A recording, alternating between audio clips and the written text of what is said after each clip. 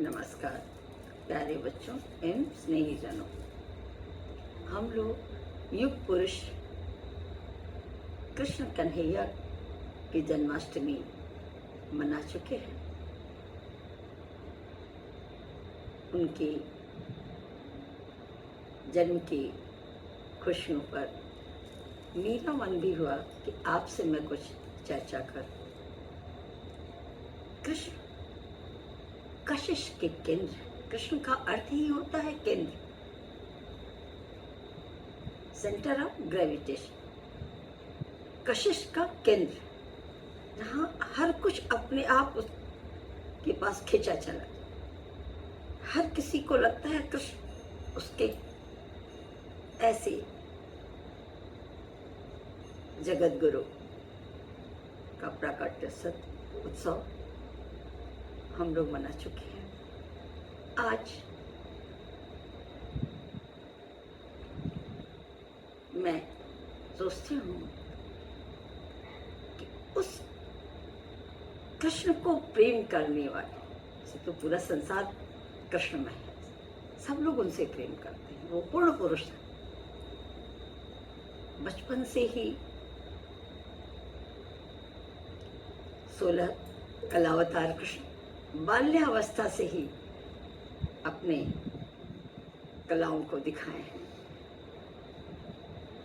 कभी पैर छू करके माँ यमुना को शांत किया, कभी पूतना का वध किया, कभी नाग नथैया की, कभी गोवर्धन पर्वत को उठाया। कृष्ण गोपियों के साथ बाल्य सखा से लेके रासलीला तक करते हैं। और कितना चमत्कार, वही कशिश के केंद्र। हर गोपी को लगता था कृष्ण उसके, गोपियां उनसे प्रेम करती हैं, प्रेम स्वरूपा हैं गोपियां, लेकिन अपने कर्तव्य के बंधन में बंधे हुए कृष्ण उन प्रेम स्वरूपा गोपियों को छोड़ करके मथुरा चले जाते हैं। और वहाँ उद्धव जी उन्हें मिलते हैं। उद्धव उनके ज्ञानी हैं, पंडित हैं, सखा भी हैं। उनसे उनकी मित्रता है और उनसे वो कहते हैं, उद्धव मोहि ब्रज विसरत नाही। यह मथुरा कंचन की नगरी, ये सोने की नगरी है मथुरा, लेकिन ब्रजमंडल मुझे भूलता नहीं। उद्धव जी उन्हें ज्ञान का संदेश देते हैं। थोड़ा ज्ञान पर उन्हें अपने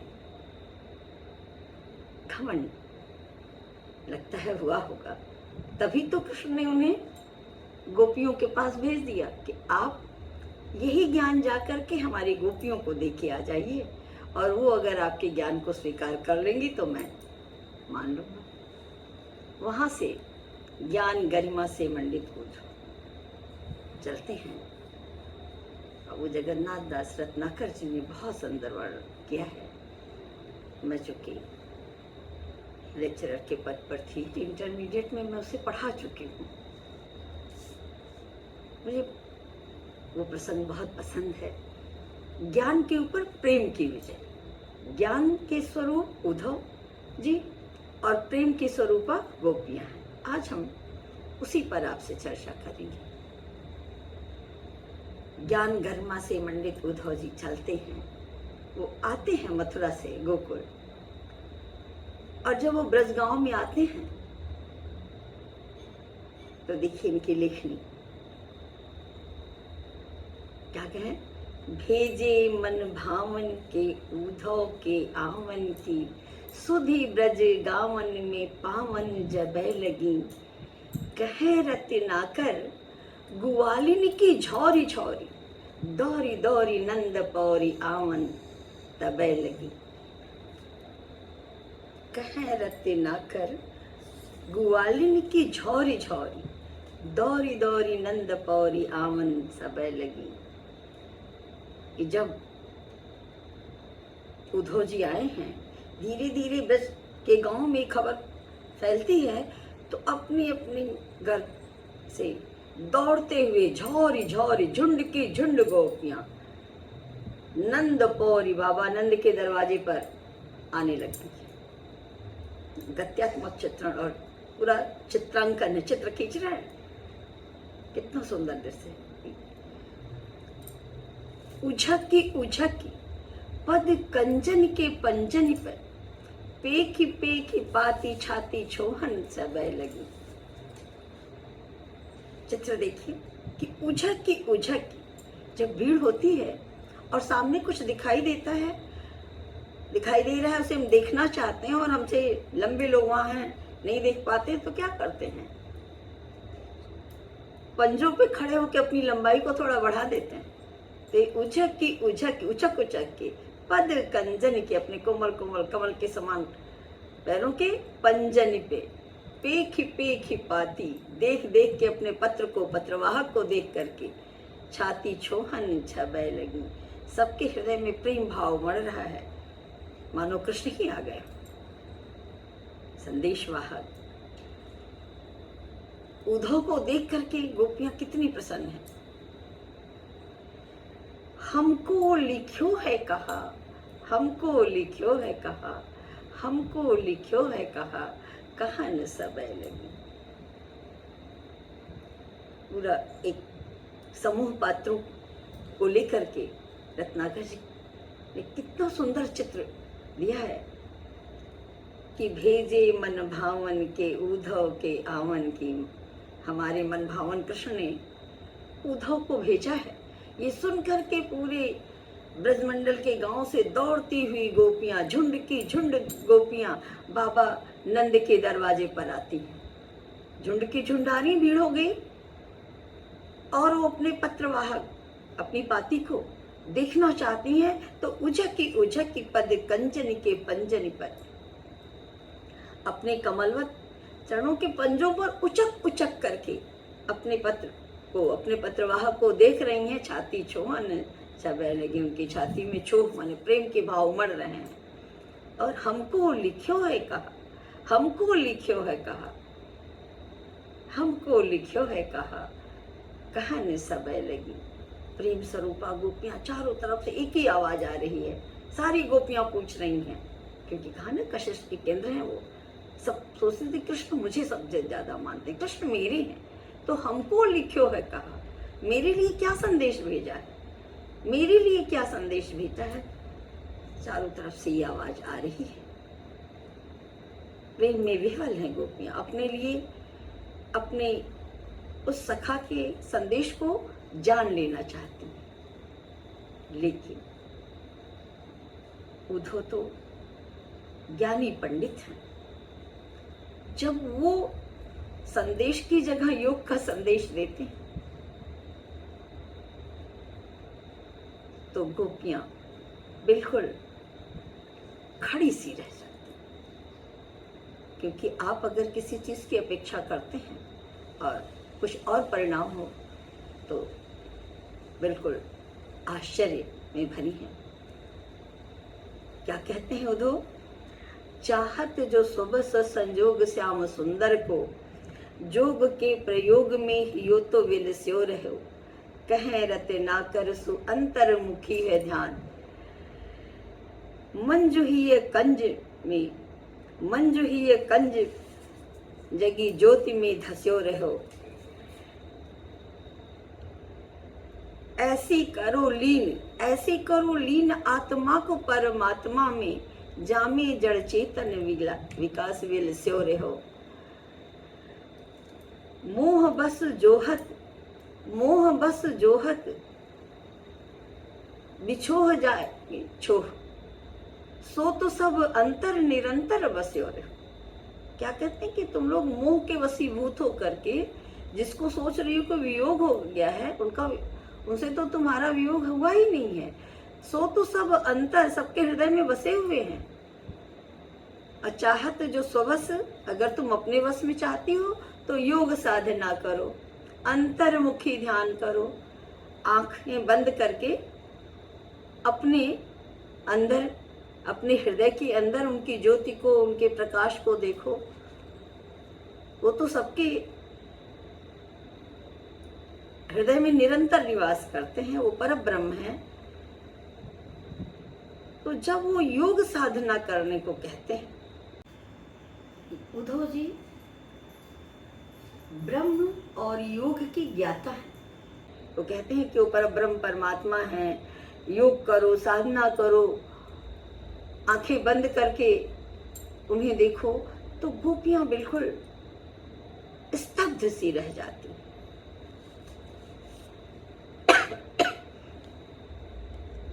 चाहे सुर की गोपियां हों, चाहे रत्नाकर की गोपियां हों, गोपियां स्तब्ध हैं। और देखिए रत्नाकर जी ने गोपियों की दशा का फिर कितना सुंदर वर्णन किया है।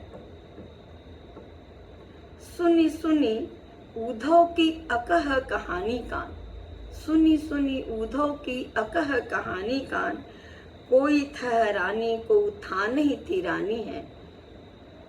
इनकी अकह कहानी, जिस कहानी की वो कल्पना नहीं की थी, वो तो अपने लिए प्रेम का संदेश प्रेम के बदले लेने आई थी, उसको सुन करके बिल्कुल कांप सी जाती है, था नहीं उसी स्थान पर बिल्कुल जड़वत सी हो जाती हैं। कहें रत्नाकर रिसानी बररानी, कोई कोई क्रोधित होती है, बड़बड़ाने लगती है। को बिलखानी बिकलानी बिथकानी है, कोई बिलख बिलख करके रोने लगती है, बिथक जाती है, खड़ी सी रह जाती है। को सेदसानी, कोई नैन दृग पानी भरे, कोई घबरा करके पसीने से लथपथ हो जाती है। को भर दृग पानी, अपने आंखों में किसी की आंखों में आंसू आ जाते हैं। को घूमी घूमी परी भूमि मरछानी है, कोई बहुत ही कोमल हृदय की है तो ऐसा संदेश सुनते ही उसे चक्कर आता है, घूमते हुए पृथ्वी पर मूर्छित होकर के गिर पड़ती है। को श्याम श्याम के बहके बिललानी, कोई श्याम श्याम कह के अपना संतुलन, मानसिक संतुलन खो देती है, श्याम श्याम कह करके बहक करके बोलने लगती है, बिलबिलाने लगती है। कोमल करे जो थामी सहमी सुखानी है, और कोई गोपी अपने कोमल हृदय को पकड़ के सहमी हुई मानो सूख के जड़वत खड़ी हो गई। यहाँ उन्होंने प्रेम स्वरूपा गोपियों के व्याकुलता का वर्णन किया है, उनके मन पर कितना आघात पहुंचता है। आई थी, हमको लिखो है कहा, हमको लिखो है कहा, और यहाँ योग का संदेश सुन करके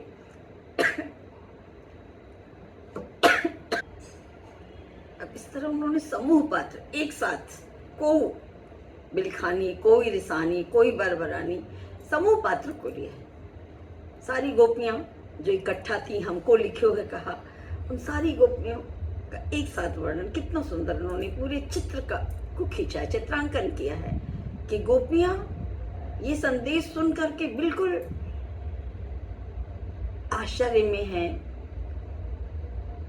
कोई बड़बड़ा रही है, कोई क्रोधित हो रही है, कोई बिलख बिलख करके रोने लगती है, कोई चक्कर खा के गिर पड़ती है, कोई पसीने से लथपथ है, कोई अपने कोमल कलेजे को पकड़ के जड़वत खड़ी रह जाती है।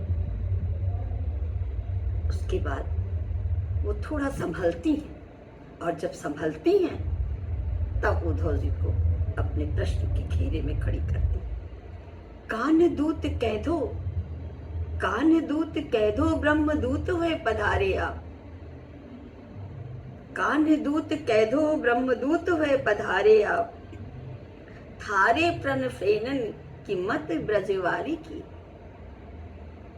कि हम लोगों ने तो सुना कि आप कृष्ण के दूत हैं, लेकिन आप तो कृष्ण की बात ही नहीं कर रहे हैं, आप तो ब्रह्म की बात कर रहे हैं। तो आप कृष्ण के दूत हैं कि ब्रह्म के दूत हैं? थारे प्रण फेरन की मति ब्रजवारी की, ऐसा लगता है ब्रजबालाओं का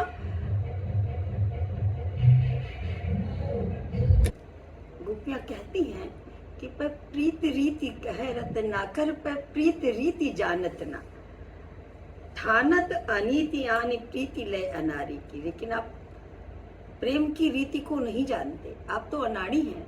मान्यो हम कानदूत एक ही कहो जो तुम, हम मान लेते हैं कि कृष्ण और ब्रह्म एक ही है, तो भी तहु हमें भावती न भावना अनारी है। फिर भी हमें आपकी ये अनाड़ियों की भावना नहीं पसंद आ रही है कि अगर कृष्ण और ब्रह्म एक ही हैं तो हम कृष्ण को ही प्यार करेंगे, ये कण कण में ब्रह्म को क्यों खोजेंगे? आप कहते हैं कण कण में ब्रह्म को खोजो, अंदर खोजो जब कृष्ण हमारे सामने है। सूरदास की गोपियों में कहा ना, बारक वह मुख आने दिखाओ दूही पय पीवत पतु की, कि दोने में जो दूध पी रहे हो वो कृष्ण का मुख हम देखेंगे। यहाँ गोपियां क्या कहती हैं, जई हैं बन बिगरी न वारिधिता वारिधि की, बूंदता बिलई है बूंद विवस, जई हैं बन बिगरी न वारिधिता वारिधि की, बूंदता बिलई है बूंद विवस विचारी की। कि हे उद्धव जी, अगर एक बूंद समुद्र में ना गिरे, क्या कहती हैं गोपियां कि अगर एक बूंद समुद्र में ना गिरे तो समुद्र कम नहीं होगा, और बूंद गिरेगी तो उसकी वारिधता, उसका बड़प्पन बढ़ेगा नहीं। लेकिन अगर बूंद गिर जाती है उसके अंदर तो वो समुद्र बन जाएगी, उसकी बूंदता, वो बूंद है, उसका अस्तित्व समाप्त हो जाएगा। हे उद्धव जी, हम प्रेम स्वरूपा गोपियां हैं और वो कृष्ण हैं। हम ब्रह्म मान के उनमें विलीन नहीं होना चाहते, हम अपना अस्तित्व बनाए रखना चाहते कि हम गोपी हैं और हम उनको प्रेम करते हैं। तो इस तरह से गोपियां अपने अस्तित्व के लिए कह रही हैं कि हम आपके इस योग को नहीं कर सकते। ऐसा ही महादेवी वर्मा ने भी कहा था बेटे कि रहने दो हे देव हमारा मिटने का ये अधिकार, कि आप ब्रह्म हो, आपको मैं प्यार करती हूँ, आप पर मिटती हूँ, ये अधिकार मेरे पास सुरक्षित होना चाहिए। तो प्रेम स्वरूपा गोपियां इस तरह उद्धव जी से इनकार करती हैं कि हम आपके योग को स्वीकार नहीं करेंगे। आपने मुझे सुना, आगे हम ज्ञानी उद्धव को किस तरह गोपियां प्रेम के रस में भी डुबो करके भेजती हैं, अगले वीडियो में हम लोग उस पर चर्चा करेंगे। आपने हमें सुना, इसके लिए बहुत बहुत धन्यवाद।